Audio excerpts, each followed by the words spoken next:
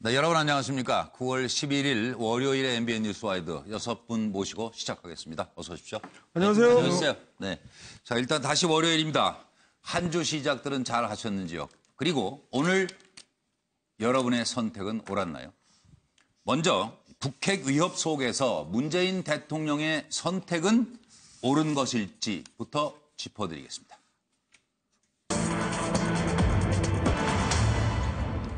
어쩔 수 없는 선택을 한 문재인 대통령. 김경수 의원이 나서서 얘기했습니다. 대통령이라고 다 잘할 수는 없는 것 아니냐. 이 의미부터 살펴주시기 바랍니다. 문 대통령도 어쩔 수 없는 선택이었나. 사드 배치는 한반도 전쟁을 막기 위한 최선의 조치이다. 또 한쪽에서는 뭐 촛불 배신하는 거 아니냐. 대통령은 아마 말을 바꾼 건 아닌데 엄중한 상황을 양해해달라 하는 생각 아닐까요? 트럼프 미국 대통령은 FTA 파기, 무기 강매 이거 좀 어떻게 안 될까? 중국 시진핑 사드 보복을 이걸 어떻게 해야 하나 고민 중 아닐까 보입니다. 통일부 장관을 지낸 정세현 현재 한반도 평화포럼 이사장은 문재인 대통령이 아베처럼 돼가고 있어요. 초강경 지시 모양새 좋지 않아요. 이렇게 작심 비판을 내놓았습니다. 문재인 대선 캠프 자문위원단 위원장을 지냈던 분입니다. 정의당 김종대 의원, 문재인 정부가 트럼프의 푸들로 전락하고 있어요. 이런 상황에 측근 김경수 의원이 나선 겁니다. 미국 가랑이 밑을 기는 것이다. 이것은 한 주간지 기자가 SNS에 올린 글을 인용하면서 김 의원이 대통령이라고 100% 다 잘할 수는 없는 거 아니냐. 여론조사상으로는 사드 배치 잘한 일이라는 응답이 국민의 79%였습니다. 사드 임시 배치 후폭풍에 직면한 문 대통령의 고민이 깊고도 깊어 보입니다. 해법을 주십시오. Military action would certainly be an option. Is it inevitable? Nothing's inevitable.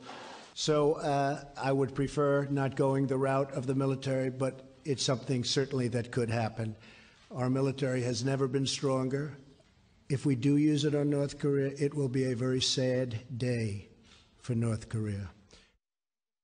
美韩重视中国等地区国家的安全利益和关切，立即停止部署，停止有关部署进程，撤销相关的设备。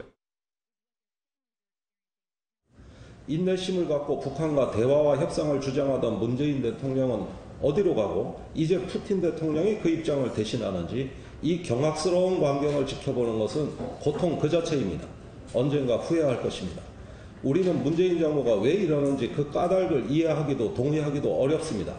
이렇게 미국의 요구에 속수무책으로 끌려가는 이 정부는 이제 트럼프 대통령의 푸들로 전락했습니다. 이 정부의 비극을 예감하지 않을 수 없습니다. 이제라도 늦지 않았습니다. 하루속히 이 정부는 정상으로 복귀하기를 촉구합니다. 그 FTA를 통해서 이익이 되는 분야가 있고 또 거꾸로 피해를 입는 분야가 있습니다. 우리가 국내적으로 마찬가지잖아요. 제조업 분야나 자동차 분야는 도움이 되는 반면에 또 농업 분야는 피해를 입게 되는 것이고요. 미국은 거꾸로죠. 그래서 이것이 양국 간에 서로 균형을 맞추는 것이 FTA 협상이고 저는 원래 참여정부 때 타결했던 FTA 협정과 그 이후에 한 번 또 재협상을 통해서 이루어진 수정을 통해서 양국 간에 이게 균형이 잘 맞춰져 있다고 생각합니다. 실제로 한미 FTA가 양국의 교역에 서로 도움이 되고 있습니다. 자, 어느 분부터? 예, 차 의원님은 아직 그림 조금 더 그려주시고 황 소장부터 시작할까요? 지금 지금 현 여권에 예. 아주 극단적인 세력, 극자라거나 또 아주 비판적인 어떤 이 친북적인 어떤 성격을 가지고 있는 사람들이요. 대통령을 포위해서 자신의 말대로 하면 잘한다 그러고 자기 말에 대해서 따르지 않으면 푸들이라 그러거나 미국이 기라면 기고 짓을 하면 짓는 굴욕을 한다라고 이야기하는데요. 네.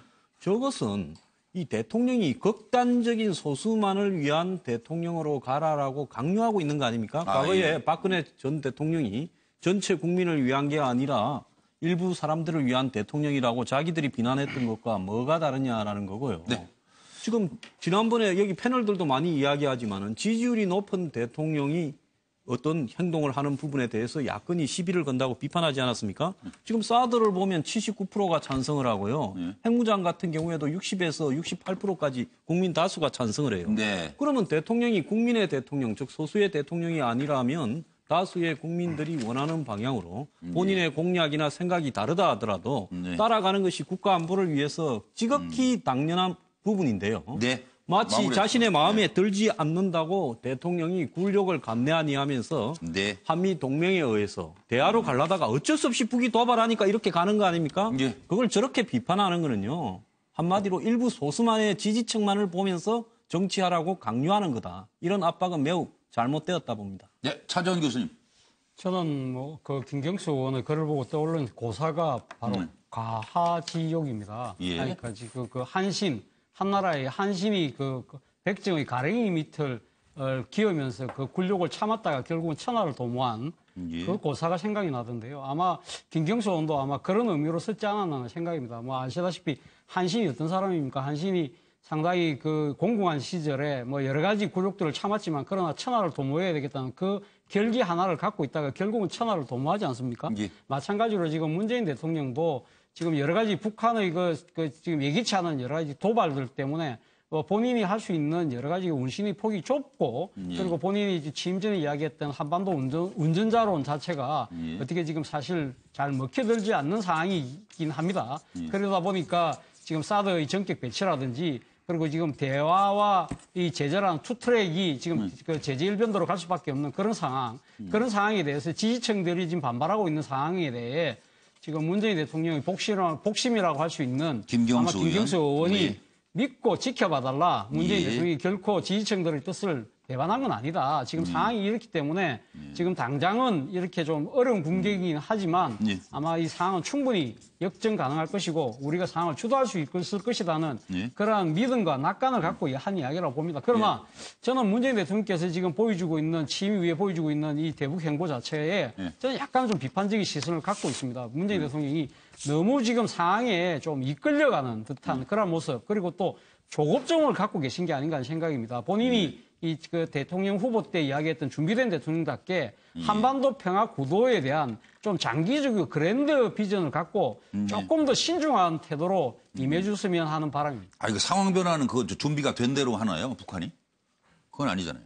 그러니까요. 뭐 그래서 그러니까 김경수 의원이 그렇게 말씀하시는 그러니까 건데. 그래서 이제 두 분 다 이제 하여튼 잘 생각해 보자 하는 말씀이었던 것 같고 노영희 변호사는 어떻게 생각하세요? 저는 김경수 의원이 그 시사인의 남문희 기자의 글을 인용하면서 저런 식으로 페이스북에 쓴 것에 대해서 조금 불만입니다. 예. 그 한 나라의 대통령에 대해서 푸들이다, 뭐 짖는다, 뭐 가랑이 밑을 긴다 이런 식의 표현이 과연 적절한 것인가도 사실 의문이고요. 두 번째로는 지금 문재인 대통령의 사드 배치와 관련해서는 오늘 그 리얼미터에서 그 발표한 게 있습니다. 뭐라고 얘기했냐면 대통령에 대한 지지율이 사실은 떨어진 것은 분명히 사실이지만 그럼에도 불구하고 사드 배치와 관련해서는 이튿날인 8일에는 완만한 회복세를 보였고 특히 진보층에서도 89.4%에서 90.8%로 지지율이 올랐다. 그러니까 지금 이 사안과 관련해서 전제가 되는 진보층에서는 대통령을 비난하고 있고 보수는 환영한다. 이런 것도 사실은 전제가 좀 잘못된 것으로 저는 보고 있습니다. 네네. 그리고 지금 대통령이 보여주는 것은 저는 진보냐 보수냐를 떠나서 현실적으로 우리나라의 지금 안보 문화와 핵과 관련된 위협이 있는 상황에서 저는 어쩔 수 없는 고육지책인 것이고 이것과 관련해서 대통령의 그런 전략이나 행동에 대해서 이런 식의 원색적인 말을 써가면서 이해해달라고 하는 건 오히려 조금 비아냥거리는 말이 좀 들어있는 게 아닌가라는 생각이 좀 들고요. 저는 오히려 지금 문 대통령이 지금 이 정도 상황에서 매우 잘하고 계시다고 말씀드렸습니다. 그래서 힘내라? 예, 문재인이라고 썼습니다. 힘내라 우리 대통령 이런. 네, 그렇습니다. 지금 말씀하신 대로 좀 말은 비판도 좀 품격이 있어야 되잖아요. 그럼요. 네? 이게 어떻게 함부로 이렇게 막말을 쉽게 막 해대니까 애들이 뭐 여중생들인가 뭐 폭력을 마음대로 행사해도 되는 줄 알고. 네? 이게 막 가면 어떻게 되겠어요? 늘 아주 차분하고 냉정한 비판을 해주시는 양문석 박사로 갑니다. 그 이라크 파병 당시에 그 진보 진영이 노무현 대통령을 향해서 엄청나게 그 비판을 하거든요. 그리고 노무현 대통령 때 했던 한미 FTA 때도 엄청난 비판을 합니다. 네. 실제 그런데 한미 FTA 아까도 뭐 문재인 대통령이 그런 이야기를 했었지만 양국 교역의 서로 도움이 되고 있는 한미 FTA인데 예. 그 당시에 진보 진영에서 한미 FTA에 대한 엄청난 반대 때문에 그 힘을 받아서 양국 간의 협상이 상당 부분 균형 있게 진행되는데 그 결정적인 역할을 했었습니다. 예, 예. 그런 측면에서 본다라면 지금 사드 배치에 대해서 비판하는 사람들을 아까 황 소장은 친북이라는 표현을 썼는데 그건 좀 지나친 표현이고. 나는 그렇게 생각을 해요. 그러니까 네. 그냥 저하고 생각이 다르니까 친북이라고 했는데 그건 좀 지나친 표현이고. 네. 그다음에 또 그 김종대 의원이 대통령을 트럼프의 푸들이라고 했던 것도 지나친 표현이다. 예. 그럼에도 불구하고 저는 청와대나 그다음에 현재 여권의 그 주요 이 정치인들이 사드 배치에 반대하는 시민사회와 성주 그 국민들과 그 이 김천 시민들의 그 분노들 이러한 부분들을 이후에 한미 협상에 있어서 상당 부분 중요한 지렛대로 활용을 하면 되는 거거든요. 네. 그런데 지금 논의들이 너무 날선 논의들, 감정적 논의들, 이거 참 그다음에 필요치 않아요. 예, 서로 네, 돌아올 그렇게 수 없는 그 다리를 건너듯이 예. 마지막인 것처럼 그 던져내는 그 표현들이 예. 상당 부분 두렵다. 네, 저는 그렇게 생각을 합니다. 예. 전체적으로 청와대나 여권에 있어서 현재의 비판을 어떻게 잘 예. 그 한미 간의 협상에 있어서 활용할 것인가를 좀 전략적으로 고민하는 네, 알겠습니다. 그러한 그 좀 무게 있고 의미 있는 시선들이 난 접근을 필요하다. 하다. 예, 서영호 소장으로 갑니다. 네, 김경수 의원의 얘기는 아마 문재인 대통령이라고 100% 다 잘할 수 없다라고 얘기하는 것은 문재인의 고뇌에 대해서 좀 고민해 보자는 것 같습니다. 지금 우리나라는 진보 진영은 전술핵은 지옥, 대화는 천국, 보수는 전술핵은 천국, 대화는 지옥 이렇게 양극단으로 가 있는데 사실상 이 두 가지 주장 다 주관적 희망이지 않겠습니까? 현실을 도외시하고 있다는 생각이 듭니다. 이 북핵의 엄중한 위기 앞에서 한반도를 둘러싼 미일 중러는 각각의 자국의 이익을 위해서 냉정하게 뛰고 있지 않습니까? 이것이 엄연한 예. 국제 정세인데 예. 우리도 마찬가지로 궁극의 자주국방 가기 전까지 아마 이번 계기를 통해서 문재인 대통령은 예를 들면 미사일 탄두 중량 해제라든가 글로벌 호크 같은 첨단 무기 체계인 정찰 자산 등을 차분차분하게 준비해 나가는 계기로 삼자. 그래서 좀 굴욕스럽더라도 진보와 보수의 양극단이 아닌 현실을 잘 인정해서 북한에 대응할 수 있는 최소한의 근거들을 마련해 나가는 그래서 궁극의 자주국방까지 도달해 나가자. 예. 마치 한신이 가랑이를 지나는 심정으로 우리가 힘을 가질 때까지는 이렇게 차근차근 준비해 나가자고 하는 그 현실을 좀 직시하자라고 하는 의미가 아닌가 싶은 생각이 듭니다. 네, 차명희 전 의원님. 이런 게 있어요. 이런 얘기가 있는데 우리가 지금 이 최근에 사드를 둘러싼 여권 내부의 그 논쟁을 보면서 국민들이 상당히 예리하게 봐야 될 게 사드를 반대하는 사람 중에서 일부인데 상당히 극단적인 사람들이 어떤 생각을 하고 있는가 이런 걸 알 수 있어요. 사드를 반대하는 사람 중에서 일부 극단적인 생각을 하는 사람들은 그 생각의 이면에 어떤 얘기가 있냐면 북이 핵을 개발하는 이유는 미국과 한국이 군사적으로 북을 고립시키고 압박하기 때문에 그것에 대한 자위수단으로 핵을 개발할 수밖에 없는 거다라고 이렇게 북핵 옹이론을 펴고 있습니다. 예. 그 사람들 입장에서 볼 때는 네. 상당히 미국이 아주 기분 나쁜 거예요. 한반도 대통령을 압박해가지고 예. 마치 그 북한을 압박하는데 동참하게 하는 아주 나쁜 사람들처럼 보이고 이웃이다. 그러다 보니까 미국과 우리가 한미 동맹을 맺는 우리를 뭐라 그래요? 괴뢰라고 그러고 그렇죠? 괴뢰라고 그러잖아요. 그리고선 지금 이제 표현을 무슨 뭐 아베 같다. 그다음에 푸들 같다. 이렇게 얘기하는 겁니다. 그래서 물론 사드를 반대하는 분 중 다수가 예. 상당히 선의에 의해서 제가 볼 때는 좀 비현실적이지만 선의에 의해서 사드를 반대하겠지만 예. 상당히 그 핵심적인 사람들의 논리는 그렇습니다. 그런데 이 사람들을 설득하기 위해서 지금 김경수 의원이 제가 볼 때는 상당히 궁여지책으로 논리를 대고 있는 거예요. 미국이 참 나쁜 사람이다. 그런데 김정은이가 더 나쁜 놈이니까 예. 어쩔 수 없이 우리가 미국 편을 든다. 이런 식으로 지금 얘기하고 있는 거 아니에요. 그러니까 제가 볼 때는 그 김경수 의원도 사실상 아까 예. 제가 얘기했던 소수의 예. 어떤 북핵 옹이론자들의 논리에 지금 말려 들어가고 있는 거예요. 그래서 예. 그 그 표현이 예. 상당히 저렇게 우리에게 기분 나쁘게 나오는 이유는 뭐냐면 그들이 쓰는 그 표현의 그 어떤 그 논리를 그대로 차용하고 있기 때문입니다. 그래서 저는 지금 우리가 이 차제에 문재인 대통령도 분명히 이 사드를 배치할 때의 그 입장을 분명히 하셔야 될 것 같아요. 그래서 북핵을 옹이하는 사람들의 그 논리가 틀린 것, 그것을 분명히 차별화해야 될 필요가 있다. 저는 이런 생각됩니다. 뭐 아마 현실을 도외시하는데 챔피언은 정치권 아니에요? 차명희 전 의원도 의원 시절과 달리 잠깐 휴가 중이시니까 더 잘 보이죠. 안 그러면은 다 뭐 정치를 뭐 자기 정치 뭐 나쁘게 말하면 자기 장사하느라고 뭐 이건 국민을 제대로 이끄는. 아니 그 안에서 보던 건 이제 못 보이는 것도 있고요. 그 안에서 못 본 걸 제가 이제 보는 건 있는데 저는 일관되게 생각하는 게 정치인들이 대명봉과 동시에 자신의 어떤 그 재산 내지는 자신의 명예 이런 것을 높이는 그런 사적인 어떤 욕구도 있는데 그거를 부정할 수는 없어요, 인간이. 그럼요. 다만 너무 과하게 앞서면 문제가 되죠. 저는 그런 적은 좀 솔직하게 아직까지는 없었던 것 같아요. 예. 시작부터 너무 어려운 질문을 드렸는데. 넘어가죠. 뭐 저는 뭐 늘 이 자리에 와서 앉으면서 나는 왜 이 자리에 있는가를 생각을 합니다. 의원님들도 스스로에게 던져보아야 할 질문이 아닐까 싶습니다. 다음 이야기로 넘어가겠습니다.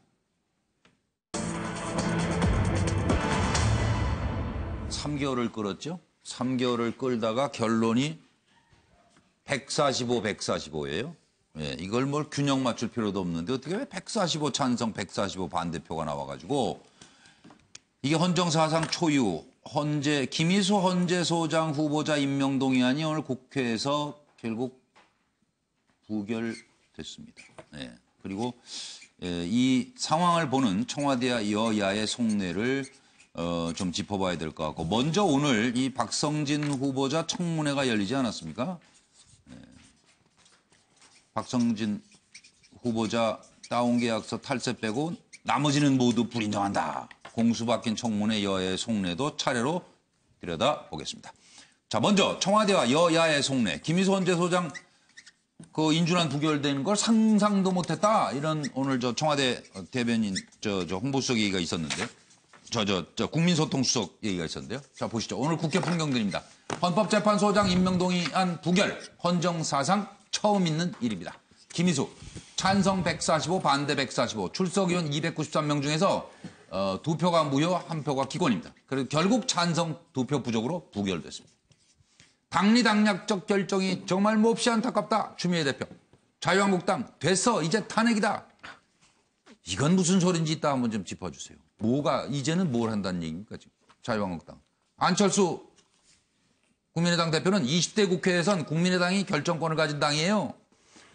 자, 이 얘기에 대한 답변부터 준비해 주시고 준비된 내용 듣고 오겠습니다. 투표 결과를 말씀드리겠습니다. 총 투표수 293표 중 가 145표, 부 145표, 기권 1표, 무효 2표로서 헌법재판소장 김희수 임명 동의안은 부결되었음을 선포합니다.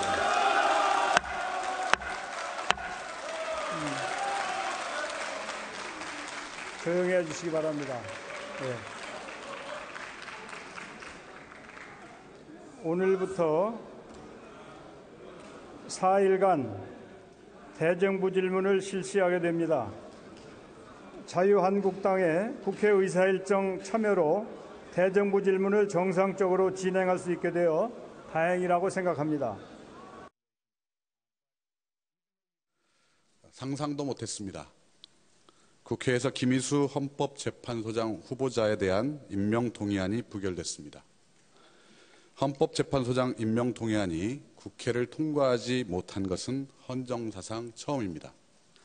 다른 안건과 김 후보자 임명 동의안을 연계하려는 정략적 시도는 계속됐지만 그럼에도 야당이 부결까지 시키리라고는 상상도 못했습니다. 김 후보자에게는 부결에 이를 만한 흠결이 발견되지 않았기 때문입니다. 오늘 국회에서 벌어진 일은 무책임의 극치, 반대를 위한 반대로 기록될 것입니다.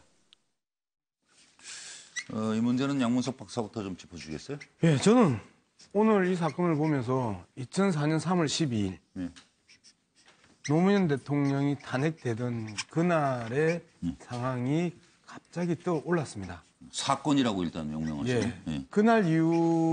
그날 하루는 국회에서 반대했던 사람들이 환호하고 하이파이브하고 얼싸안고 참 좋아했습니다.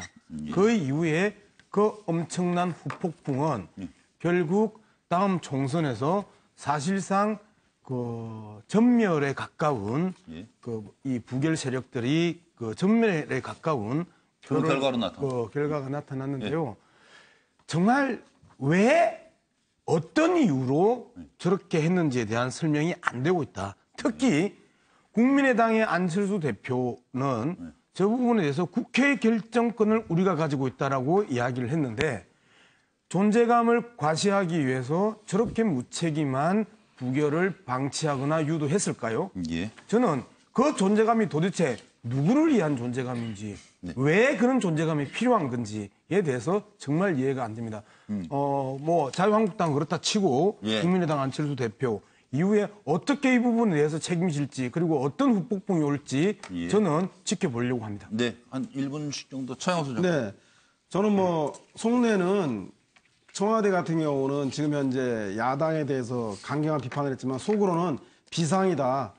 다음 그 대통령의 100대 국정과제 통과를 하기 위해서 입법과 예산이 반드시 뒷받침돼야 되는데 이번 정기국회에서 여소야대를 실감했다. 비상이라는 생각을 갖고 있는 것 같고 여당은 이번에 헌법소장 부결을 가지고 김명수 대법원장에서 똑같은 일을 발생할 수 있다. 그러니 반드시 정신 차리고 사수하자. 김명수 대법원장라는 생각을 할 것 같고 야당은 야당 3당 연대로 재미봤다. 계속 이번 정국에서 야3당 연대를 하자고 생각할 것 같은데 그러나 국민들은 아마도 이렇게 생각하지 않을까 싶은 생각이 듭니다.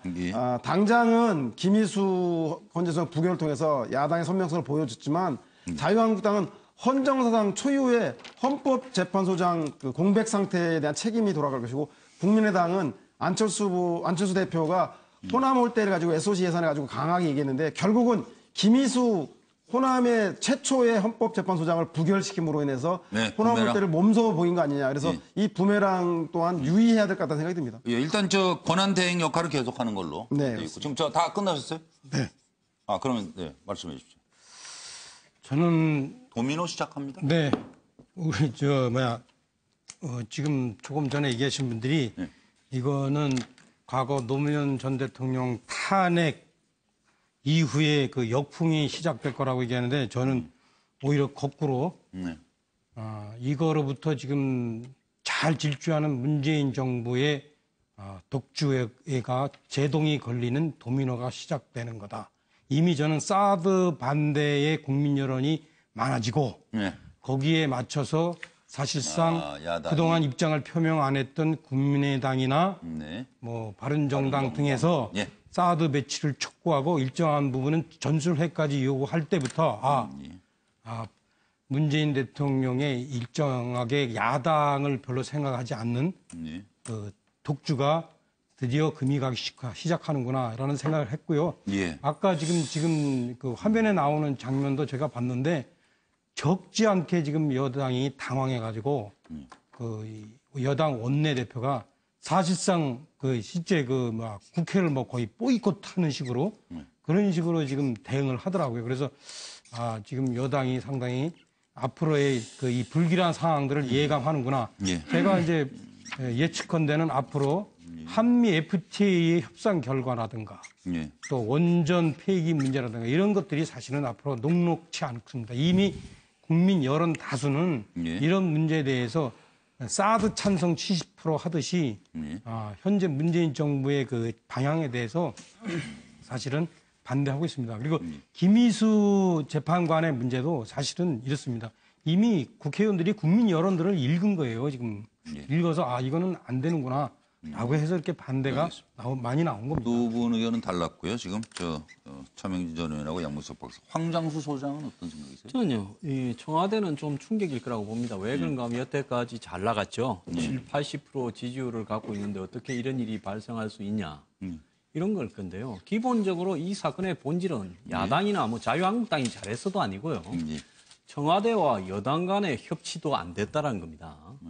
그리고 여소야대에 대해서 비로소 실감을 했을 거죠. 지지율이 높아서 여소야대를 우습게 좀 간주를 했죠. 예. 여당은 무능을 보였다고 하는데 어떻게 여당이 이렇게 중요한 표결을 하는 데 있어서 표 계산을 안 하고 이길 수 없으면 표결을 안 해야지요.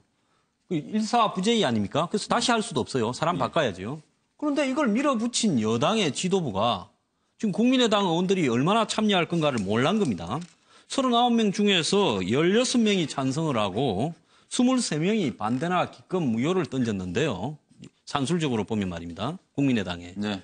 그렇다면 국민의당의 다수가 그렇게 갈 거라는 부분을 전혀 모르고 있었단 말인가. 참 이 사건은 김희수 헌법재판소장 후보는 좀 특이한 부분이 있어요.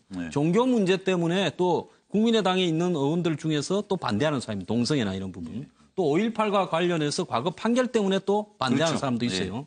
이런 복잡성이 있는데 이걸 밀어붙였다라는 게 이해가 가지 않고요. 자유한국당이 이 보이콧에서 복귀한 지 하루 만에 대성을 했다 이렇게 할 것 같은데요. 그건 전혀 아니다. 자유한국당이 잘한 게 아니라 국민의당이 내부의 복잡한 사정과 최근에 이 내부 복잡한 기류 때문에 한 건을 한 거다. 이렇게 봐야 되기 때문에 이 사안을 서로가 과대하게 받아들이거나 또 이 서로 분석을 잘못하면 앞으로 정쟁이 더 이렇게 가소가 될 수밖에 없다 이래 봅니다. 계산 잘 해야 된다. 현실에 대해서. 노혜미 변호사님 말씀 주십시오. 저는 사실은 너무 충격입니다. 지금 박헌철 전임 헌재소장이 퇴임한 후로 223일이 지났습니다. 또 김 후보자 임명 동의안 제출된 지를 111일째인데 사실 김 후보자에 대한 임명 동의안 관련해서는 너무 정략적으로 이분을 이용하신 면이 있어요. 맨날 이유정 헌재재판관 후보자가 물러나면 뭐 헌재소장에 대해서 우리가 좀 전향적으로 생각하겠다. 또 박성진 장관 후보자가 물러나면 또 우리가 뭐 동의해서 표결해서 뭐 통과시켜주겠다. 이런 식의 말을 한두 번 들은 게 아니고 김희수 헌법재판소 소장 지금 이제 후보자는 아니시겠지만 이분에 대해서 도대체가 이분 그 자체를 가지고서 얘기를 하는 게 아니고 계속해서 다른 것들하고 연결시켜서 그렇죠. 그 자리 놓고 이제 하는 거죠. 네, 연결시켜서 계속해서 여당을 압박하고 청와대를 압박하는 그런 형태로 띄었는데 그럼에도 불구하고 사실은 그렇게 끝까지 무책임하게 하진 않겠지라는 생각을 하고 있었습니다만은 저희 법조인의 한 사람으로서 제 입장으로 봤을 때는 이거는 너무 이해가 안 가고 정말로 한 분 한 분께 여쭤보고 싶어요. 왜 그런 결론을 내리셨는지 반대하신 분들에 대해서. 또 하나 윤영찬 수석은 이번 사건과 관련해가지고는 뭐 여당에 대해서 책임을 묻지 않겠다 이렇게 얘기하셨는데 저는 그것도 매우 잘못된 거라고 봅니다. 여당이 왜 잘못이 없습니까? 지금 다수당이 아닌, 그러니까 물론 다수당이지만 이게 지금 과반을 획득하지 못한 당의 입장에서 당연히 표를 관리를 하고 어떤 식으로 지금 한국당이나 설득 노력을 더 했어야 된다고 그럼요. 이분들이 지금 어떤 태도를 취하고 있는지 알고 있는 상황인데 이렇게까지 아무 생각 없이 그냥 무조건 표결하면 되겠거니라는 생각으로 이렇게 그러니까 아까 안일하게. 차명진 전 의원이 지적한 거 아니에요. 이렇게 이제 넘어지기 시작하면 도미노다. 도미노까지는 저는 가지 않을 거라고 그건 보지만 가지 않는다. 그럼에도 불구하고 이런 식의 여당이 무책임하게 대통령에게만 기대어가지고 본인들이 할 일 제대로 안 하는 이런 건 정말 있을 수 없는 일입니다. 이제 그리고 차정 교수 안 하셨죠? 예. 그리고 차 교수님 그거 누가 그런 거예요? 이제는 뭐 탄핵이라는 게 무슨 소리예요? 누가 탄핵을 얘기했어요? 한국당. 아니 뭐 아까 여기 한국당에서. 됐어 이제 탄핵이다. 이거 자유한국당 의원이 얘기하는 건데 이게 무슨 소리예요? 그럼 뭐 그만큼 완전 표의 힘을 완전 여서야대 국면 아닙니까? 그러니까 야대니까 야당이 합치면 뭐 그까지 갈 수 있다는 자신감이 발로인지 모르겠습니다만 그건 아마 제 생각에 정치적 오만이 좀 내비친 것이고요. 아니 그러니까 정당 정치 목적이 무슨 탄핵이에요? 대통령 탄핵하자는 얘기죠? 그거는 뭐 좀 저는 뭐 말이 안 된다 생각하고. 네. 그리고 어게인 1988? 예, 저는 뭐 어게인 1988이 아닌가 하는 생각입니다. 1988을 왜 어게인 1988이냐면 1988년 4월 달에 13대 총선이 있었습니다. 13대 총선에서 1로 상김으로 대변되는 4당 체제가 구축이 됩니다. 그래서 여소야대 국민이 되죠. 그러면서 그때 노태우 대통령이 대법원장을 바꿔 이제 지명을 합니다. 그때 정기성 대법관을 지명을 했습니다. 지명을 해서 뭐 이제까지 쭉 보면 대통령이 지명한 사람은 다 통과됐습니다. 그런데 그때 정기성 대법관이 7표 차이로 부결됩니다. 그러면서 사상 초유의 헌법 대법원장 인준 부결 사태가 벌어집니다. 거기서 노태우 대통령이 엄청난 정치적 충격을 받는 것이죠. 이 여소대 야대 국면에서 이 상황에서 내가 어떤 식으로 하지 않고는 원내 다수를 확보하지 않고는 아무것도 못하겠구나. 결국 그것이 1990년 3당 합당으로 이어진 하나의 계기가 되었거든요. 자, 문재인 대통령도 마찬가지라는 겁니다. 문재인 대통령이 지금 뭐 야당의 지금 그 뭐 자유한국당을 비롯한 이 보수 야당이 이렇게 지금 이렇게 그 국정의 발목을 잡는 모습 그거 자체는 우리가 다 알만한 사람 다 인식하고 있었던 그렇다고 의원 선거가 한참 남았는데 그러니까 지금 이 어게인 1988이 지금 되고 있는 상황에서 그럼 이 여소야대 국민이 앞으로 3년이 더 가야 된다는 건데 지금 당장 정기국회의 지금 계획입법 예산 어떻게 관찰할 겁니까? 그렇게 한다면 저는 청와대가 오늘 좀 부글부글 끓고 있겠습니다만 이럴수록 어떤 식으로든 협치의 틀을 만들어 나갈 것인가 조금이라도 나한테 우호적인 세력을 어떻게 확보할 것인가를 현실적으로 고민해야 되는 상황이라는 거죠. 알겠습니다. 바로 그 측면에서 본다고 한다면 오늘 청와대 앞서 우리 자료화면에 나왔습니다만은 윤영찬 홍보수석이 했던 이야기들 저는 상당히 부적절하다고 봅니다. 예를 들면 뭐 지금 이 야당이 정략적으로 악용한 나쁜 선례가 될 것이고 이러한 부분에 대해서 어떤 국민들이 다 알 것이다. 다 압니다. 다 아는데. 그러니까 현실에 대한 대응책을 만들어라. 그러니까 이런 분 이야기는 여당이 하면 됩니다. 지금 청와대가 이런 식으로 격하게 반응할 건 아니라고 봅니다. 차라리 지금 1988년도 상황에서 삼당 합당할 수 있습니까? 삼당 합당이 이제 그런 식의 정치 방식은 통하지 않습니다. 그렇다고 한다면 어떤 식으로든 지금 이제 형성되어 있는 이 원내 질서를 인정을 하고 여기서 어떻게 나의 편을 만들 것인가를 진짜 치열하게 고민할 시기가 아닌가 생각이 듭니다. 그리고 이제 오늘 있었던 이 박성진 중소벤처기업부 장관 후보자 다운계약서 탈세 빼고 나머지 모두 인정했다. 제가 잠깐 정리해드리고요. 질문 드리겠습니다. 지금 공수 바뀐 청문회 여야의 속내에 대한 답변을 간단하게 해 주십시오. 부동산 다운계약서 탈세는 인정. 나머지는 인정할 수가 없다. 공수 바뀐 박성진 청문회. 야당 정유섭 의원 참 올바른 역사관을 갖고 계시네요. 그래서 임명이 안 될 거예요. 최연애 의원 본인의 행적을 왜 부정해요? 말을 바꾸니 정직하지 않다는 말을 바꾸니까 정직하지 않다는 느낌이 들어요. 자, 여당 권칠승 의원 본인은 오늘 청문회 리허설까지 했다는 거죠? 곤혹스러워요. 곤혹스러워. 정말 차라리 질문을 하지 말까? 생각할 정도로 상황이 어렵다. 김경수 의원, 장관직은 정무직이니까 근본적으로 좀 생각을 해야 되지 않겠느냐. 이런 얘기들이 오갔습니다. 자, 여러분의 답을 기다리면서 준비된 내용 들어보시죠. 제가 판단하기에 5대 원칙 중에 제가 위법을 한 부분은 다운계약서 부분이라고 생각을 합니다. 나머지는 저는 양심적으로 깨끗하다고 생각을 하고요. 그럼 세금 탈루는 인정하는 거네요, 그죠? 예, 인정합니다. 박사학위 논문을 중복 게재했다는 것이 표절이라 생각 안 합니까? 인정할 수 없습니다, 저는. 또 변희재 씨 같은 사람도 본인은 내가 직접 초청한 게 아니라고 그러는데 우리 자료가 다 있습니다, 여기 다 있는데 박성진 교수께서 변희재 씨를 초청하자고 먼저 제안을 했다는 거예요. 맞습니까? 저는 변희재 씨 관련해서 한 번도 제 의견을 번복한 적은 없습니다.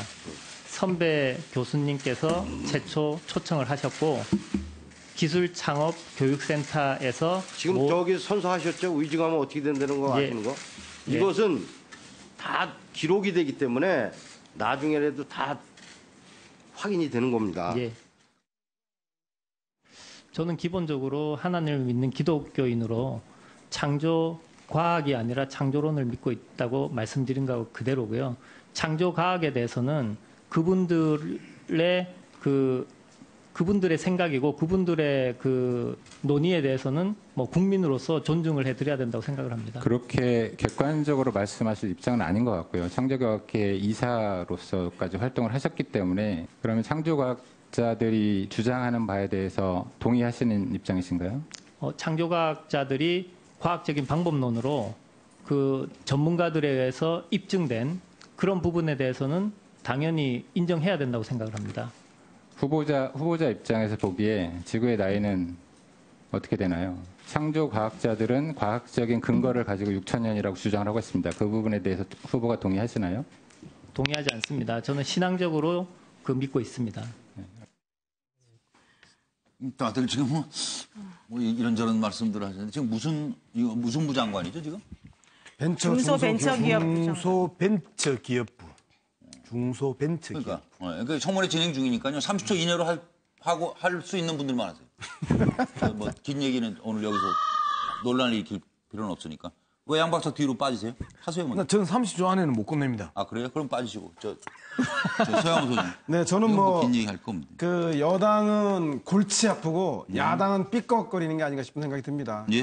청문회 보셔서 알겠지만 창조과학론이라던가 극우주의적인 역사관에 대해서 국민 상식과 동떨어진 건 문제지만 그보다 더 큰 문제는 본인이 보수적인 가치관 그 소신 자체가 문제가 아닙니다. 오히려 진보 정부하에서 보수 장관으로서 어떻게 그것을 해나갈지 아니면 그것을 속여서 문재인 대통령 지지층으로부터 비난을 모면하려고 하는 그런 것이 더 큰 문제이기 때문에 오늘 청문회에서 밝혔으면 좋겠다는 생각이 들고요. 아마 30초. 여당은 김희수 헌재소장에 이어서 그 박성진 장관까지 이거 낙마시키기에 너무나 부담될 겁니다. 그래서 아마 제가 볼 때는 고심 끝에 청문 보고서 채택에 협조할 것 같고 야당은 자유한국당은 찬성하는데 국민의당 바른정당이 반대하고 있어요. 야권 공조가 삐걱하고 있는데 아마도 자유한국당과 민주당의 협력으로 청문 보고서가 채택은 되는데 부적격 의견이 들어간 채 채택되는 초유의 상황이 일어날 거라고 생각이 듭니다. 예, 노영희 변호사님. 김희수 소장 후보자는 구별시키고 박성진 후보자는 가결시킨다고요? 참 이해가 안 갑니다. 도대체 해줄 게 없을 것 같아요. 여야 전부 다. 도와주려고 해도 도와줄 수 없어요. 저는 저분이 하는 말을 무슨 말인지 하나도 못 알아듣겠어요. 솔직히. 거의 무슨 철학부라고 있어요? 모르겠어요. 저는 무슨 장관을 뽑는 건지. 제가 머리가 안 좋아서 그럴 가능성이 있겠지만. 신학부 장관? 그럼에도 불구하고 도대체 무슨 얘기를 하시고 있는 건지를 제가 이해를 못 하겠고. 너무 벤처스러우세요. 정말로. 이건 정말. 그렇게 얘기하니까. 네, 저는 정말 이해가 안 가는데 정말 창의적이신 것 같은데 이해가 안 갑니다. 솔직히. 황정 소장 하실래요? 국회가 와중에 좀 사라져서 잘 되시나 했더만은 사람이 아침에 해가 동쪽으로 떠서 서쪽으로 지는데요. 햇볕 따라가면서 사는 게 얼마나 어려운가를 갖다 몸소 지금 입증을 하고 있습니다. 그래서 여당은 뉴라이트다 이거는 우리 정체성이 아니다 이거고 야당은 이제 장관하려고 과거에 당신의 오랜 인식을 번복하냐. 그런데 양쪽에서 지금 이 바둑에서 저런 걸 갖다 곤마라 그러죠. 양곤마. 어려운 국면이다.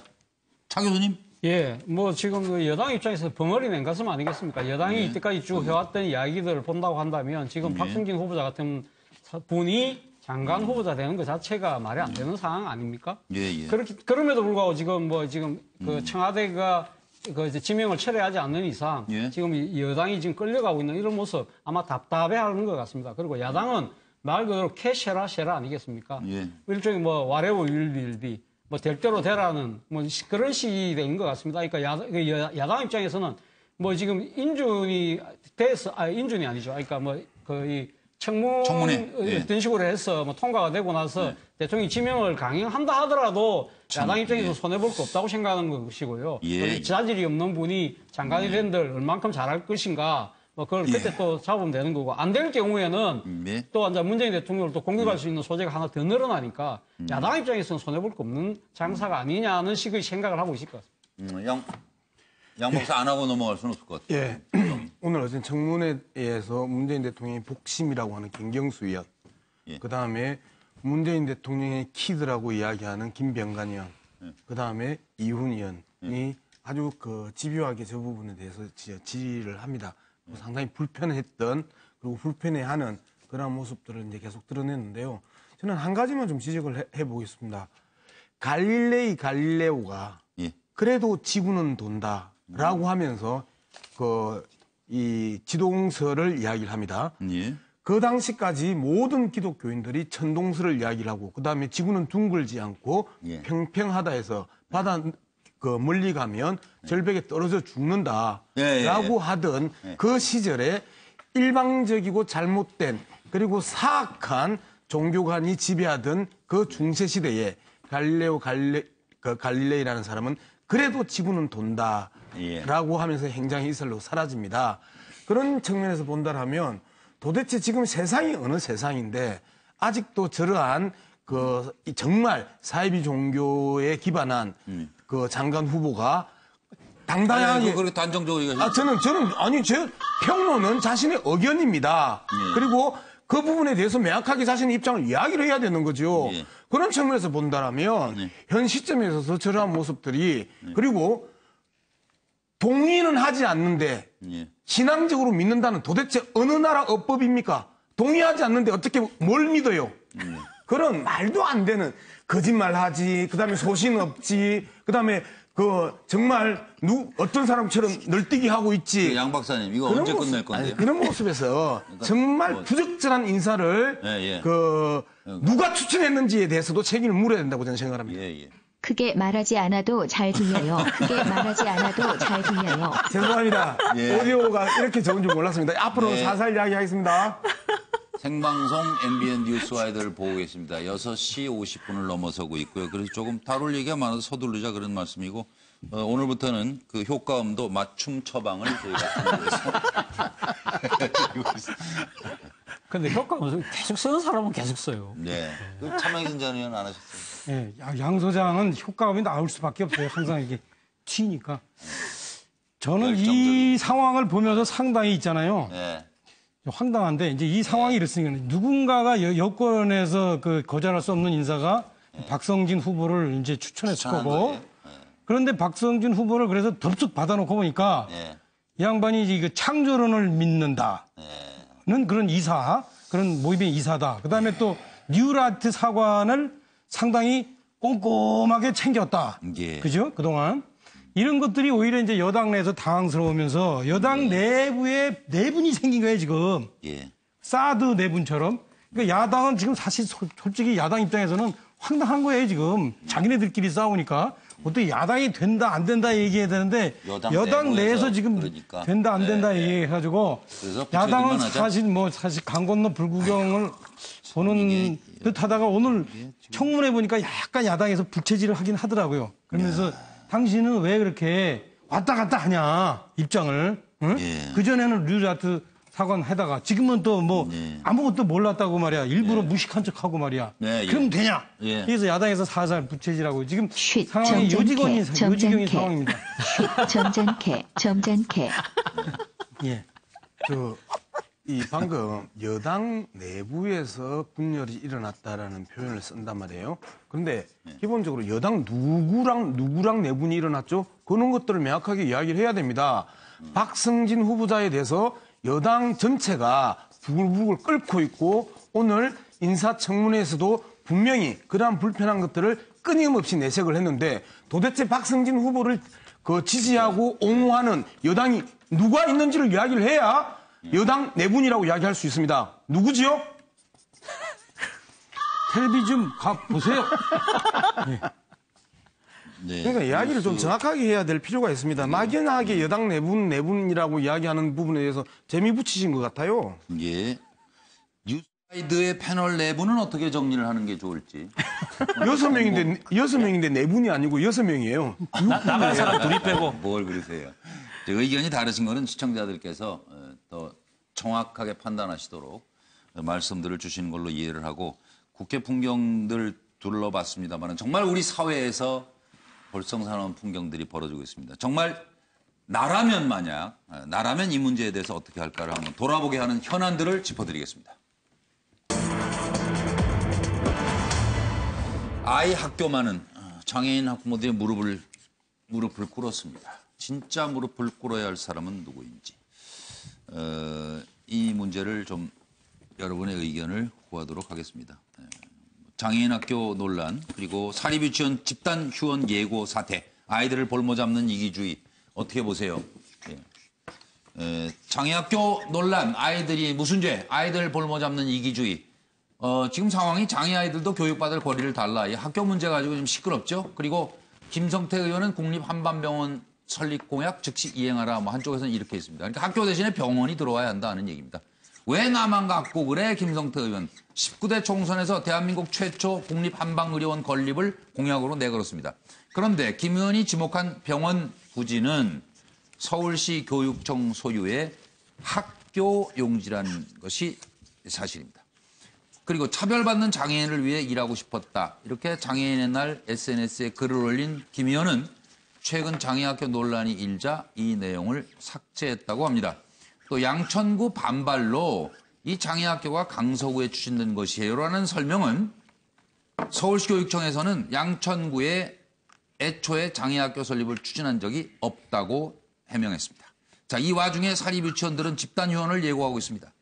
전국 사립유치원 관계자 얘기입니다. 유아 학비 공사립 차별 없이 지원해달라. 워킹맘들 얘기입니다. 아이들을 볼모로 밥그릇 싸움 좀 하지 마세요. 들어보시죠.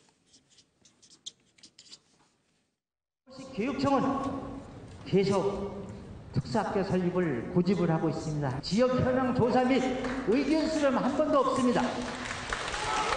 이 강서구에 정말 주민 기피 시설이라고 하는 거는 죄에 모여 있더라고요. 아이들은 장애가 있다는 이유 하나만으로 집에서 2시간 전부터 학교를 가려고 나와야 됩니다. 여러분들도 부모이시고 저도 부모입니다. 정부의 유아교육 정책의 부당성을 알리고 공사립 유치원의 평등 지원, 사립유치원 자율권 보장, 사립유치원 재산권 보장 등의 유아교육의 정상화를 정부에 요구하고자 합니다.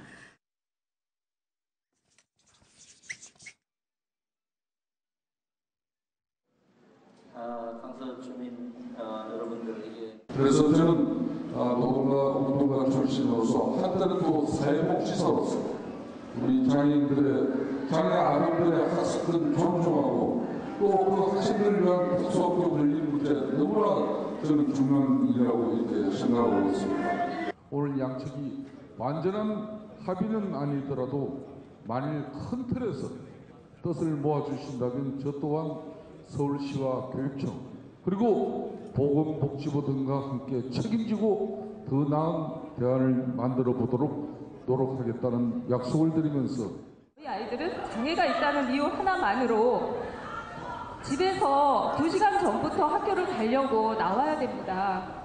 무슨 욕을 하셔도 상관없습니다. 저희한테 욕하십시오.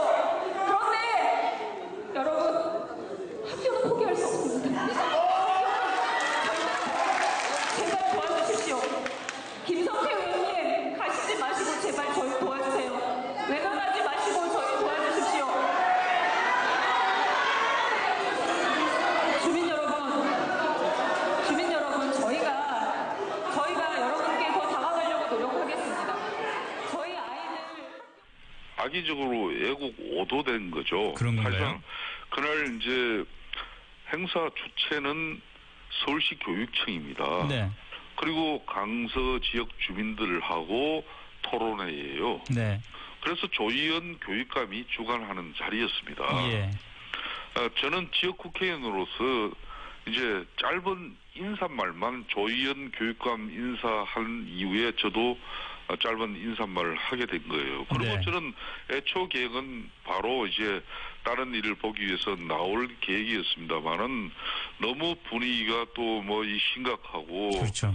또 어려운 상황으로 흘러가는 그런 분위기가 사전에 많이 있었어요. 그래서 인사말만 하고 금방 일어나는 게 적절치 않아서 네. 대려 다음 약속을 좀 뒤로 미루면서 그 자리를 좀 더 지켰습니다. 그래서 뭐 김성태 의원도 나름 상황이 왜곡 전달됐다 그래서 많이 억울하다 이런 얘기를 하고 있는데요. 정말 순간에 한마디로 뭐 잠깐 돌아봐서 해결될 문제들이 아니지요. 이게 그래서 장애인 학교 논란, 사립유치원 집단 휴원 예고 이런 사회 문제 그리고 김성태 의원은 이제 한방병원을 거기에 짓겠다고 공약을 했는데 지금 특수학교가 들어선다 해서 논란이 있어요. 그래서 공약 논란에 대한 시각 이걸 좀 같이 바라봐 주시고 답변을 황정 소장부터 시작하실까요? 예. 저는 우리 사회예요. 사회 지도층, 뭐 정치인, 그다음에 법조인, 언론인 이런 데서부터 이기주의가 노블레스 오블리주가 저희 없어지면서요. 사회 전반으로 멀쩡한 일반 국민들까지도 이기주의가 확산됐다는 겁니다. 이것은 공리주의 의식이 결여됐다는 걸 의미하는데요. 몇 년 전에 히트를 쳤던 책 정의란 무엇인가 그 마이클 샌델을 했어요. 그 기본이 뭡니까? 사회 전체의 공동체의 이익을 극대화하고 미덕을 살리는 것이 정의다 이랬는데요. 국회의원이 설사 표를 조금 잃더라도 공리주의를 극대화하고자 하는 기본적인 의식을 갖춰야지요. 국회의원부터 시작해서 지역 주민들까지 저렇게 가면 사회가요. 점점 야만적이고 한마디로 이 서로 공동체가 파괴되는 방향으로 갈 수밖에 없다라는 겁니다. 참 걱정스럽다는 말씀입니다. 차재원 교수님. 예, 뭐 저도 같은 의견인데요. 뭐 사실 뭐 지금 이 그런 이 소위 말하는 혐오 시설을 둘러싼 뭐 여러 가지 충돌은 있었습니다만, 그러나 이건 딴 것도 아니고 장애 아동들의 그 교육권 문제인데 이 부분에 대해서 이렇게 갈등이 첨예화되고 있는 상황에서 정치가 제대로 이 역할을 못 하고 있는 부분. 정치라는 게 뭡니까? 결국 이 국민들의 그런 갈등과 대립을 그래도 거중 조정하고 그걸 갖다가 화합적으로 해결해야 되는 것이 정치의 가장 큰 몫인데 이러한 상황에서 뭐 여러 가지 본인 김성태 의원 본인은 뭐 열심히 했다고는 합니다만은 그러나 좀 더 좀 적극적인 모습을 못 보여주고 있는 측면 아무래도 지역 주민들의 표를 의식한 것 때문이 아닌가 하는 생각 때문에 씁쓸함은 금할 수 없고요. 이런 측면에서 본다고 한다면 정치가 제대로 좀 역할을 할 필요가 있다는 이야기를 다시 한 번 더 말씀드리고 싶습니다. 그렇죠. 예. 진짜 필요한 게 지금 정치죠. 뭐 노예 변호사님. 결국 모든 게 다 돈 때문에 이런 일이 벌어지는 거 아니겠습니까? 예. 지금 사립유치원에서 지금 18일 날 대규모 휴업을 예고하는 것도 국공립 유치원의 경우에는 원화 한 명당 98만 원을 지급해 주는데 우리한테는 22만 원만 지급해 주느냐 이런 논란하고 국공립 유치원 확대하면 안 된다 이런 거거든요. 근데 실질적으로 보시면 아시겠지만 국공립 유치원은 원비가 거의 없어요. 5만 원 정도밖에 안 내요. 그렇지만 일반 사립 유치원은요 정말 40만 원, 50만 원이 기본이에요. 그런 상황에서 왜 나라에서 계속해서 이들에게 그 원화 한 명당 그 지원해주는 금액을 더 올려야 되는지 제가 이해가 안 가고 결론적으로는 장애 학교를 싫어하는 이유도 마찬가지겠죠. 결국 돈 아니겠습니까? 김성태 의원이 이번에 뭐 한방병원 짓겠다라고 얘기한 것도 결국은 표를 받기 위한 것이고 또 표를 받고자 하는 것이 국회의원으로서는 따지고 보면은 본인에게 가장 이득이 되는 거니까 그런 얘기를 하셨겠죠. 근데 좀 대승적 차원에서 전체적인 측면을 좀 봐야 될 필요성이 있습니다. 차명 기자는 뭐로 갈까요? 저는 이거 남의 일 같지가 않은데요. 이런 비슷한 사례를 제가 현역 의원 하면서 겪었는데 처음에는 이제 그 뉴타운을 도입해서 지역 전체를 좋게 해주겠다 공약을 해가지고 저 열심히 뛰어다녔는데 이 집값이 떨어지니까 뉴타운이 안 되는 거예요. 그래서 제가 이거를 해결해달라고 당시에 MB 대통령도 쫓아다니고 당시에 경기도지사 김무지사 쫓아다니는데 이분들이 그 문제인식을 못해요. 그래서 점점 늦춰지다가 결국엔 나중에 그 어거지로 이제 뭐 이 퇴각법이라는 걸 만들었는데 그 만들어 놓고 제가 떨어졌어요. 왜냐하면 사람들이 저를 이제 그 인정을 안 한 거예요. 너가 잘못했다. 그래서 지금 박원순 시장이 자기가 그거 다 했다고 그런 얘기를 좀 하시던데 그거는 사실과 좀 다릅니다. 그런데 문제는 뭐냐면 이 문제는 사실은 국회의원에게는 지역의 어떤 그 현안 문제 그리고 지역의 이해관계를 조정하는 것 이게 상당히 중요한 거예요. 그것을 잘 하지 못하면 아무리 텔레비에 많이 나오고 아무리 정당줄을 잘 타도 안 되는 거예요. 근데 제가 보니까 김성태 의원이 이게 자기 공약 사항이었으면 그죠? 지역의 한방병원을 자기가 추진했는데 이게 특수학교 문제하고 그 갈등이 되면 이걸 해결하기 위해서 백방으로 뛰어다녔어야 돼요. 그런데 한방병원을 애초당초 할 수 없는 교육청 땅인데 그러니까 그랬다면은 이 본인이 이 부분에 대해서 책임을 져야 되는데 근거로 그런 주장을 했나 모르겠어요. 제가 아닌데 이분이 만약에 주장했다 하더라도 이제 그 바꿀 수 있잖아요. 뭐 대토라는 거 아시죠? 대토라는 걸 통해서 할 수 있는데 이거를 못한 게 제가 볼 때는 문제예요. 그래서 왜 못했나? 아마 그동안 이제 임기 1년 동안 상당히 바빴어요. 임기 1년 동안 이분이 탈당을 2번 했단 말이에요. 그 텔레비전에도 많이 나오잖아요. 그러니까 이 바빠가지고 아마 제가 볼 때는 이 미묘하게 그 지역에서 벌어지는 이 갈등, 자기 공약이 실현되느냐 마느냐 이런 갈등을 아마 해결을 못하지 않았나. 등한시했다. 그래서 이건 상당히 김성태 의원이 지금 저렇게 인사만 하고 갈 문제가 아니었어요, 저거는. 저는 제가 왜 이 김성태 의원을 비난하는 것 같지만 제가 뉴타운 문제 때문에 제가 떨어져 받으면 되죠. 뉴타운 문제 때문에 떨어져 봐서 알아요. 그게 뉴타운 문제가 이해 갈등 뉴타운을 하려는 사람 그다음에 반대하는 사람 이해 갈등 문제인데 그거를 조정하기 위해서 밤을 낮을 삼아 이게 쫓아다녔어야 되는데 저는 쫓아다녔는데 떨어졌네. 이분은 제가 1년 동안 아마 잘 못 쫓아다닌 것 같아요. 아까 얘기해보니까 자기가 원래 자기 자리가 아닌데 와서 인사만 하고 가려다가 관심 있어서 더 있다고 그랬잖아요. 제가 정리해드릴게요. 예. 차전에는 뭐 자기 상처가 큰가 봐요. 하여튼 그 얘기만 나오면 말이 정리가 잘 안 되시는 거예요. 아, 예. 제가 상처가 큽니다. 치유되길 바랍니다. 예. 서영호 소장. 네, 저는 뭐 월권 공약이 가장 큰 문제다. 원래 말씀하신 대로 학교 부지에는 한방병원 설립 허가가 안 납니다.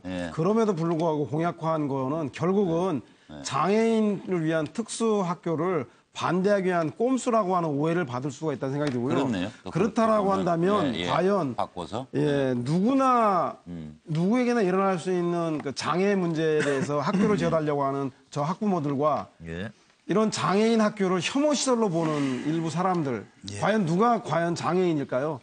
깊이 한번 생각해봐야 될 문제인 것 같다는 생각이 듭니다. 예. 자, 울림이 있는 평론이셨고 양문석 박사 끝으로. 예.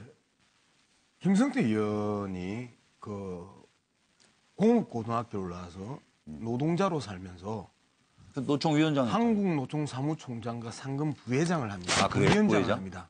예. 그리고 2008년에는 대한장애인 럭비협회 회장을 합니다. 예. 그런데 어느 순간 그 배지를 달고 여기까지 옵니다. 예. 그런데 김성태 의원 생생한 화면과 김성태 의원의 모습과 그리고 힐끗 뒤로 쳐다보는 장면과 무릎 꿇고 있는 장애인 학부모들의 모습 속에서 무슨 변명을 합니까? 도대체 김성태 의원의 사회적 약자는 도대체 누구입니까? 표 많이 주는 사람들이 사회적 약자입니까?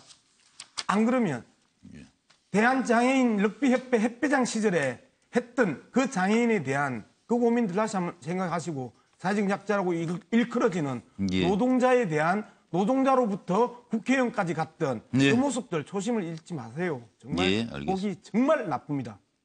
그런데 김성태 의원님만 하는 생각도 듭니다. 단도박해라고 아시죠? 그 얼마나 도박 중독이 끊기 어려운지 다 아실 텐데요. 더 끊기 어려운 게 있습니다. 그게 빽질이고 권력의 갑질, 그 현장으로 가보겠습니다. 넌 누구 백으로 왔니? 자기들끼리 물어본다는 거 아니에요. 누구 백으로 들어왔어? 나보다 센데. 강원랜드라는 회사입니다. 신입사원 95%가 백으로 합격했다는 걸 지금 저희가 이걸 믿어야 되나요? 그러면 나머지 5%는 도대체 어떻게 들어간 사람들이에요? 그게 진짜 궁금하네요. 넌 누구 백으로 왔니? 강원랜드. 자, 백맨 사람 들어와. 전부 백맨어요. 모 의원 백, 뭐 어디 출신 백, 모 의원 백, 또 출신 모 의원 권성동 의원 측에서는 비서관이 강원랜드 특혜 채용됐다. 나하고는 전혀 관련 없다. 더불어민주당 강원랜드 게이트라고 부를 만하다. 권성동 법사위원장직 내놔라. 강원랜드 1960, 70년대나 있을 법한 미개한 범죄. 실망과 심려를 끼쳐 죄송합니다. 의견 주시기 바랍니다. 들어보시고요. 그냥 바로 의견을 들어야 되겠네요. 노영희 변호사님부터 말씀 주세요. 뭘 말한다고 보세요? 지금 그 5,200명 정도가 원서를 냈었었는데 그중에서 지금 518명 정도가 지금 합격한 거잖아요. 백 없이 합격한 사람이 25명이에요. 이 중에서. 그런데 떨어진 사람들 중에 200명이 또 역시 백이 있던 사람들이었대요. 특별 관리 대상이었대요. 백끼리 붙어가지고 떨어진 거죠? 네, 백이 약한 거죠. 백이 밀리는 거죠. 그러니까 힘없고 돈 없고 백 없는 사람들은 대한민국에 살 수가 없다는 거예요. 이런 식이라면. 결론적으로 희망 없는 대한민국을 보여주는 것밖에 안 되지 않겠습니까? 없애버려야 되는 거 아니에요? 이런 어떻게 차정 교수님. 아직 말이 덜 끝났습니다. 죄송합니다. 그렇다고 해서 없애버릴 수는 없는 거고 이제라도 좀 정신 차리고 제대로 해야 되겠습니다. 차 교수님.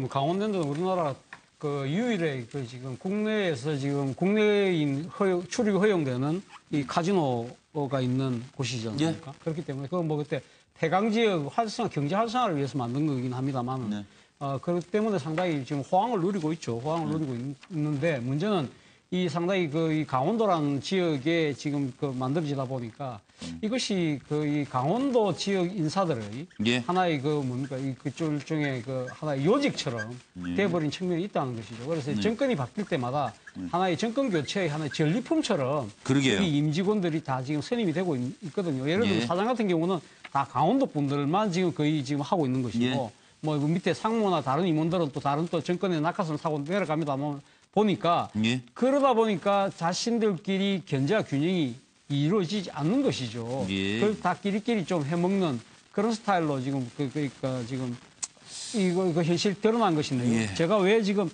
라라랜드라고 썼느냐, 강원랜드가 라라랜드라고 썼느냐, 제가 좀 말장난 좀 해봤는데요.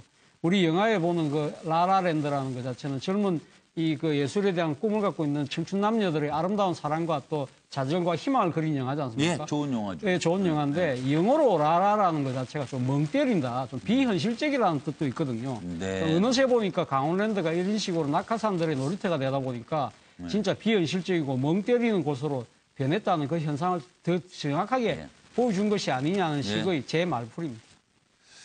저는 정권 초에 단지 이제 전 정권의 비리 덜추기 차원에서 문제가 아니라요. 과연 국가가 공공기관 지분이 51%입니다. 저 강원랜드가요.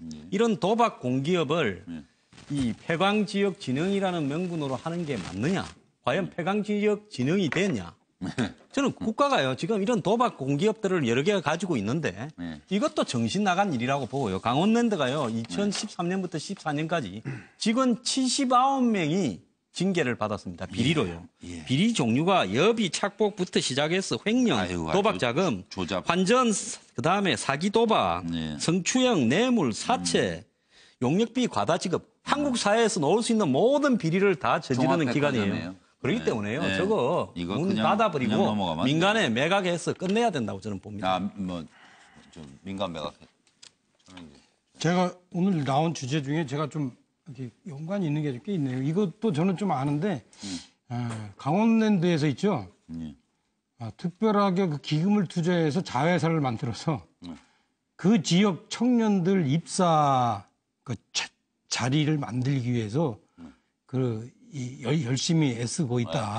그런데 늘려놔야 뭐. 그런데 그 들어오는 청년들이 특별한 재주는 없고 상당히 빽 있는 사람들이 많이 들어간다. 저는 그런 얘기를 알고 있는데 지금 강원랜드가 이런 식이 원래 그렇게 만들어진 거예요. 이게 지역 경제 활성화인데 그 지역 경제 활성화의 가장 첫 번째 요건이 뭐냐면 지역에 있는 젊은 사람들을 많이 일자리 창출, 일자리 창출한다. 그런데 이제 지금 문제가 이게 사실은 이제 계속 그 어떤 뭐 지역의 문화와 경제를 발전시키는 그런 사업이 되지 못하고 이제 도박 산업이기 때문에 지역 경제하고 좀 떠 있는 게 문제예요. 그렇죠? 그런 문제 하나 하고 두 번째는 그렇게 해서 지역 사람들을 이렇게 무조건 이렇게 취업을 시키는 그런 정책을 가다 보니까 어떤 지역에서 힘 있는 사람을 통해야만 입사가 되는 그런 관행이 지금 만들어져 있습니다. 지금 그래서 거의 뭐 90% 이상이 다 특정한 인맥이라는 거 아니에요. 그래서 지금 어쩔 수 없이 그 지역에서 오해를 오래 하신 분이 사실상 입사 시험 감독처럼 그렇게 되어 있는 그런 기현상이 지금 발생하고 있죠. 그래서 이 문제를 차제에 이제 고쳐야 됩니다. 그래서 제가 볼 때는 아마 그래서 좀 이렇게 공개 채용하고 타 지역 사람도 채용하고 그다음에 어떤 사업의 목적도 좀 이렇게 분명히 하고 이런 것들이 좀 필요할 거예요. 앞으로. 예, 원칙대로 가야죠. 이거 지금 이대로는 서영호 소장. 네. 뭐 강원랜드가 아니라 사실 뭐 성동랜드라고 해도 될 것 같다는 생각이 드는데요. 윗물이 맑아야 아랫물이 맑은데 아마 이걸 정권의 전리품으로 생각하고 정권의 실세들이 낙하산으로 많이 꽂았다는 생각이 듭니다. 아마 권성동 의원 같은 경우는 보도에 의하면 10여 명의 사람을 집어넣었다라고 하는 보도가 있는데 이거 일단 수사 한번 한 거예요. 그러니까 그렇습니다. 예, 그 수사했는데 그냥 불구속 처리하고 말았는데 차제에 권력의 전리품처럼 이렇게 젊은 사람들에게 좌절과 아픔을 주는 낙하산과 백으로 인해서 채용하는 문제에 대해서는 발본색원해야겠다는 생각이 들고요. 우리 황장 소장님 말씀대로 국가가 이렇게 도박 사업을 관리하는 게 맞는지에 대해서 차제에 문재인 정부에서 다시 한번 깊이 있게 고민해봐야 될 것 같다는 생각이 듭니다. 양 박사 목소리가 커질 때가 된 것 같은데 준비된 내용을 듣고 와서 차분하게 또 말씀해 주시기 바랍니다. 들어보시죠. 아주 뭐 떵떵거리면서 본인이 왜 이렇게 들어왔는지를 자랑 삼아 얘기하는 강원랜드는 부정으로 입사한 친구들이 너는 누구 빼기야, 나는 누구 빼기야, 너는 누구 빼기야, 나는 누구 빼기야, 너는 누구 빼기야, 나는 누구 빼기야 이런 개념이 회사에 공론화되어 있습니다. 같은 경우도 나는 권선동, 이라고 얘기를 하다 보니까 이게 불거지기 시작하고 예. 그러니까 이 부정이라는 것이 너무나 만연하고 일상화되니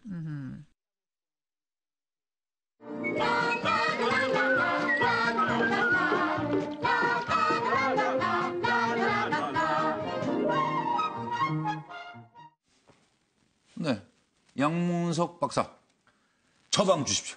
저분이 검사 출신입니다. 아, 지금 저 법사위원장, 법제사위원장 권성동 의원 말씀하시는 거죠? 예, 검사 출신이죠. 검사 출신. 예. 평생 갑으로 살았겠죠. 그 가능성이 높지요. 예, 예. 아무리 권력이 그 무섭고 강하고 힘이 있다 하더라도 저는 이 과정에 있어서 공직자들, 사실상 공사 직원들은 이 공무원법에 의해서 뽑히거든요. 예. 이 공사 인사팀 라인들에 대한 문제를 지적하지 않을 수가 없습니다. 예. 아무리 위에서 내리 꽂는다 하더라도 그 부분에 대해서 감사하면 바로 걸리는 게 인사 문제고 예산 문제입니다. 그럼에도 불구하고 시키면 시키는 대로 했다라는 부분에 있어서 그동안에 권력이 바뀌고 정권이 바뀌면서 정권에 빌붙어서 살았던 수많은 사람들이 계속해서 발생하는 이유가 거기에 대한 적절하고 그 합당한 처벌이 없어서 그랬어요. 그러니까 그냥 넘어가는 거예요. 이번에도 그냥 넘어가면 안 돼요. 이거 그냥 두면 안 돼요. 그렇죠. 그걸 갖다가 그냥 좀 두고 넘어가요. 그걸 사자성어로 적폐청산이라고 예, 하거든요. 예. 적폐청산에 대해서 불편해하는 사람들은 저러한 현상들을 공무원이나 공직자들이 계속해서 허용하라고 하는 것들이 적폐청산을 반대하는 사람들입니다. 네, 알겠습니다. 그 부분에 대해서 단호하게 이젠 짚고 잘못된 거 탈탈 털어서 이후에는 그러한 권력에 의해서 잘못된 권력의 외압에 통하지 않는 그런 사회를 만들자 하는 게 적폐청산 아니겠습니까? 말하지 않아도 잘 들려요. 네, 잘 들었습니다. 깜빡 잊었습니다. 죄송합니다. 그리고 제가 적폐청산이네요. 대상이네. 아니, 그런 말씀은 아니고. 예. 정말 저 국정원 이거 정말 웃기는 국정원이었다 싶어요. 예? 그러니까 북한의 김정은이가 무서울 게 없어지는 것 아닌가 싶기도 하고요. 영화 기획사였나 봐요. 그 모습을 보시겠습니다. 영화 제작에도 기웃기웃했다는 거 아니에요? 국정원이 한때? 예. 어떤 영화를 원했을까? 도대체 어떤 류의 제목, 무슨 내용의 영화를 원했을까? 하는 답을 주시기 바랍니다. 에어포스 원이라는 미국 영화가 있었지 않습니까? 그거 흉내 내봐라. 이렇게 얘기했다는 거예요. 그래서 대통령을 주연으로 하고, 그런 영화 만들면 안보에도 도움이 되지 않느냐. 한 30억 지원할 수 있다. 이런 얘기가 횟집에서 오갔다는 겁니다. 영화 감독은 진짜로 만들려나 봐 생각했다는 얘기가 나오죠. 박근혜 주연 영화 만들면 30억 지원한다. 국정원이 영화 제작에 목맨 이유는 박근혜 국정원이 만들려 한 액션 영화 예상 내용은 무엇일까? 우리 패널들의 문화 상상력 테스트라고 할까요? 하여튼 문화 상상력을 알아볼 기회인 것 같아요. 제목, 내용, 상상력을 총동원해서 말씀해 주시기 바랍니다. 차정 교수 준비되셨네요. 예. 네. 이 참여정부 말기 때 한 편의 영화가 개봉이 된 적이 있습니다. 그 영화 제목이 그때 그 사람이었습니다. 네. 그때 그 사람이 아마 11.6 당일 그 궁정동의 풍경을 그린 영화였는데 거기에 대해서 박지만 회장이 그 감독을 고소를 했습니다. 아버지 사자 명예훼손으로. 상당히 아버지 박정희에 대한 그런 부분들에서 좀 애틋한 부분이 있었죠. 그렇게 그때는 박근혜 전 대통령이 당신이 야당에 소속돼 있었기 때문에 아마 그때 그 사람이라는 영화를 통해서 박정희 전 대통령이 비극적인 시해를 당하는 장면이 아마 국민들에게 정확하게 알려지는 부분에 상당히 가슴 아팠을 겁니다. 그럼 그 역으로 이야기를 한다고 한다면 아마 박근혜 전 대통령 아버지의 이름으로 하는 영화를 만들지 않았을까 하는 생각이 듭니다. 아버지의 이름이라는 동명의 영화가 있습니다. 1994년도에 개봉한 영화인데요. 이 북아일랜드 IRA 공화국권 테러범으로 몰린 아들을 구출하는 아버지 이야기였는데 그거하고 조금 제목은 같습니다만은 어쨌든 아마 제 생각에는 아버지의 이름으로 해서 이 박근혜 전 대통령이 우리나라 유일의 부녀 대통령의 성공 신화를 아마 이렇게 포장을 해서 한번 만들고 싶지 않았을까 하는 것이 제 상상입니다. 자, 이 노영희 변호사의 상상은? 아직 안 썼습니다. 네, 그러면 양문석 박사의 상상은? 블록버스터라는 게 무슨 뜻이냐 하면요. 2차 세계대전 때 폭탄 이름입니다. 그래서 워낙 큰 폭탄, 4톤에서 5톤짜리 폭탄이 이제 블록버스터거든요. 그래서 저는 세계 블록버스터 국정농단 개봉박두 카밍 순 이런 거를 딱 찍으면 저라도 지원하겠다. 30억. 예. The end. 예. 황정수. 레카, 레이디 가카. 원래 에어포스 원인데 미국에 에어포스 원이 있었으니까. 예, 예. 그러니까 레카 올마이티. 예. 그러니까 이 전지전능한 여 대통령 가카. 예. 이걸 올마이티로. 국정원이 하라는 짓은 안 하고 저런 건 아니. 예. 권력을 앉아서 뺏기죠. 예. 저 고민 중인 서양호 소장, 노영희 변호사는 뭐 내일 하셔도 되는데 내일이나 모레나. 저 하겠습니다. 다 되셨어요. 예. 이게 좀 있잖아요. 지금 앞에서 말씀하신 분들 미안한데 그렇게 하면 아마 영화가 재미없을 거예요. 박근혜 전 대통령의 그 권력 이게 오르는 과정과 권력이 행사하는 과정은 그야말로 재미가 없어요. 사실은 아버지 덕에 됐고 솔직히 그리고 사실은 상당 부분 제가 보수이지만 무능했단 말이에요. 예. 그래서 그거를 아마 뭐 아버지의 이름으로 뭐 누가 한다 그러는데 그건 자체는 별로 재미없고 제가 볼 때는 사람들이 많은 관심을 가질 건 앞에 뭐냐. 하신 분들 얘기를 걸고 넘어가는 것도 습관이에요. 아주 안 본인 좋은 얘기만 해요. 구태입니다, 구태. 미안합니다. 적폐. 사람들이 진짜 관심을 가질 부분은 뭐냐. 네. 박리자베스의 내실. 그래가지고 거울방. 그 뒤에 있는 저 시중들의 그 권력 투쟁 있잖아요. 최순실이 정윤회를 밀어내고 고용태고 짝짝하고 왔다 가서 거기에도 뭐 지금요. 누가 올라가고 차이님. 누가 하고 우병우도 왔다 갔다.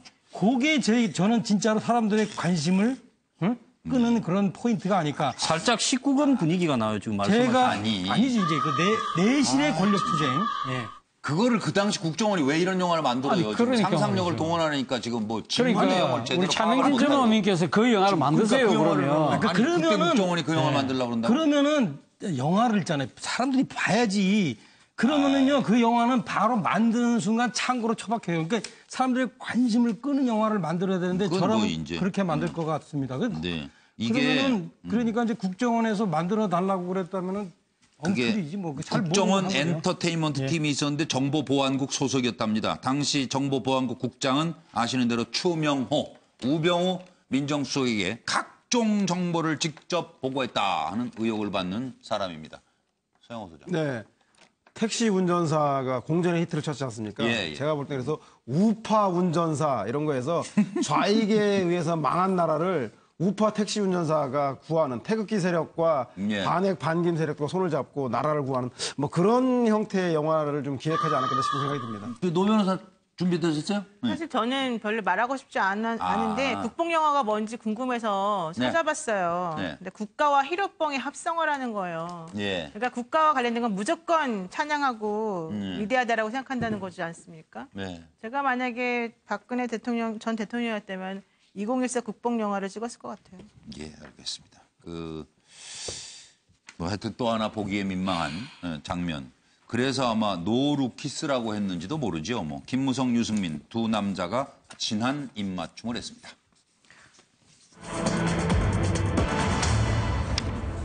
화합의 입맞춤일까요? 김무성, 유승민. 지도부 구성에는 근데 좀 이상 기류를 보이고 있다고 합니다. 지금 서로 이 두 사람은 무슨 생각을 하고 있는지를 들여다보도록 하겠습니다. 무슨 생각을 하고 있을까요? 네. 노루키스 김무성, 유승민 몸 따로 마음 따로 아닌가요? 네. 유승민 사당화가 좀 걱정인데 유승민의 속마음은 뽀뽀는 했는데 어쩌자는 거야?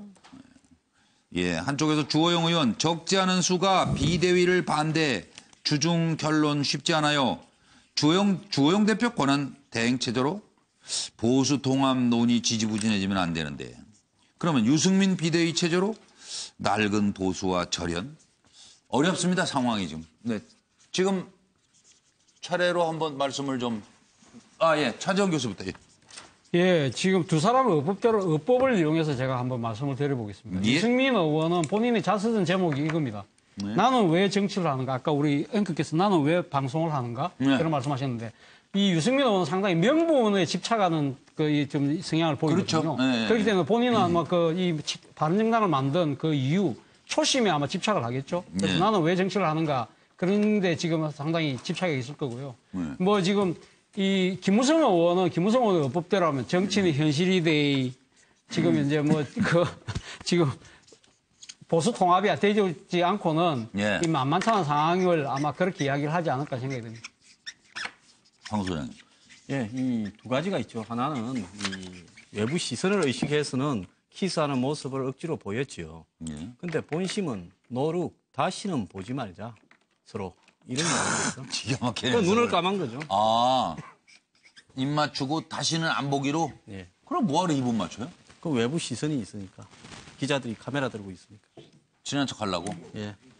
아, 근데 노영 변호사님 보시기에 이거 남자들 이러는 건 어땠어요? 전 이해가 안 가요, 솔직히. 이해가 안 가요? 남성분들 중에 분명히 여성을 좋아하시는 분들인데도 꼭 술 취하시면 뽀뽀하시는 분들이 있는데 상당히 보기 민망한데 근데 저는 아까 황정수 소장님 말씀에 약간 조금 토를 달자면 그게 뭐 눈 감고 그러는 게 사실은 뭐 다시 보지 말자는 아닌 것 같아요. 왜냐하면 제가 본 수많은 남성 그 술 취하신 분들끼리의 뽀뽀 장면에서는 다 저렇게 눈들을 감으시더라고요. 그러니까 이상한 거 많이 보셨나요? 아니, 이상한 걸 많이 했다. 네, 근데 어쨌든 간에 제가 봤을 때는 지금 예. 그래요? 아니요, 19금에 제가 하는 게? 그거 아닌 것 같은데. 어쨌든 간에 김무성 그 의원 입장에서는 이걸 왜 하지 아마 그랬을 것 같고 유승민 의원 입장에서도 언제까지 이러고 있어야 되냐 아마 그러지 않을까 생각합니다. 하여튼 좀 양문석 박사는 2014년에 김무성, 유승민 두 양반이 형 아우하다가 관계가 팍 상한 적이 있었어요. 그래가지고 두 사람이 곰탕을 먹으면서 그 우러나오고 우리한 그런 그 우정을 그 회복하는 과정들이 있었는데 한 번도 회복이 된 적이 없죠. 2016년 그 4월 7일인가요? 4.13 총선을 앞두고 또 그 김무성, 서청원 이 친박과 그 반박, 그다음에 뭐 탈박 뭐 이 그룹들이 갑자기 비빔밥을 먹어요. 그것도 또 여의도에서. 그리고 결국은 상호 아직도 원수가 돼 있고 탈당까지 하면서 완전히 갈랐었죠. 그다음에 2017년 안 보고 뽀뽀하기 이걸 갖다가 영어로 노루키스라고 그러는데 나는 노루키스인지 오늘 처음 알았어요. 저 단어는. 그럼에도 불구하고 김무성 대표가 저렇게 뽀뽀하고 난 뒤에 이야기가 결정적입니다. 저 만찬까지만 해도 유승민이 비대위원장 되는 줄 알았어요. 그렇죠, 분위기가. 딱 하고 나오는데 기자들이 물어보니까 그러면 이제 비대위원장으로 초대합니까 했더니 박근혜 사당하가 싫어서 나왔는데. 탈당을 했는데 아이고, 시간이 유승민 사당으로 비칠까봐 우려스럽다 하면서 또 뒤통수를 딱 쳐요. 김무성 전 대표의 상습적인 이벤트 아닐까 저는 그렇게 생각합니다. 뭐 어쨌든 양 박사 의견으로 듣고 서영 소장. 네, 저는 뭐 20초 정도. 연출된 키스는 사실상 사이가 안 좋다라는 것을 역설적으로 표현한다는 생각이 듭니다. 그런 생각하시는 분들이. 사퇴한 이해운이 저는 유승민을 비상대책위원장으로 세울 거라는 생각이 드는데요. 원래 자강파인 이해운의 사퇴는 자강파를 위축시켜야 되는데 오히려 이러다가 바른정당이 망할지도 모른다는 위기감이 먼저 선 자강하자고 하는 분위기로 모아서 아마 자강론의 대표주자인 유승민 의원을 비대위원장으로 세우는 결정적 역할을 하지 않을까 싶은 생각이 듭니다. 차 전 의원님 생각. 잘 모르는 사람들 얘기를 이렇게 오래 들으세요.